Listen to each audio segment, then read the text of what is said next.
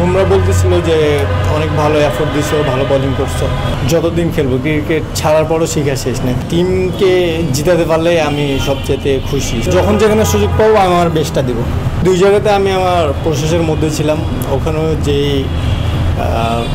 প্ল্যানের মধ্যে বোলিং করছি। সো এইখানেও ইন্ডিয়াতে ওয়েদার কিংবা উইকেট ধরেন ডিফারেন্ট, পাকিস্তানের উইকেট একরকম, ইন্ডিয়ার উইকেট একরকম।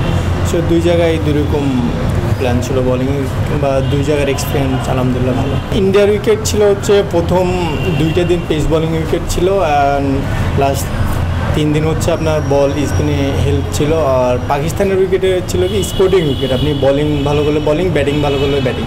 তো ইন্ডিয়া আর পাকিস্তান উইকেট এটাই ডিফারেন্ট, যে ওইদিকে ইন্ডিয়াতে 3 দিন থেকেই বল ঘুরে স্পিনে।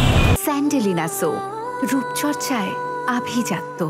ইন্টারন্যাশনালে আসলে যতদিন খেলবো শিখার কোনো শেষ নেই। ক্রিকেট যতদিন খেলবো ক্রিকেট ছাড়ার পরও শিখার শেষ নেই। তো অবশ্যই আমি এখন যেখানেই মানে যেই দেশে যাইতেছি কিংবা যে কোচের আন্ডারে কাজ করতেছি তার কাছ থেকে কিছু নেওয়ার চেষ্টা করতেছি। আসলে সেইরকম কোনো ইচ্ছা নেই যে আমাকে ধরেন সবচেয়ে জোরে বল করতে ওয়ার্ল্ডের, এরকম কোনো ইচ্ছা নেই। ইচ্ছা আছে একটাই, যে নিজেকে ফিট রাখা এবং টিমের প্ল্যান অনুযায়ী বোলিং করা, আর টিমের চাহিদা, সেই চাহিদা যদি আমি পূরণ করতে পারি এটাতে আমি হ্যাপি। আমি মানে নিজেরই না, টিমকে জিতাতে পারলে আমি সবচেয়ে খুশি। সো আর কিছু না, টিম যদি জিতে টিমে সবাই খুশি মানে আমি খুশি।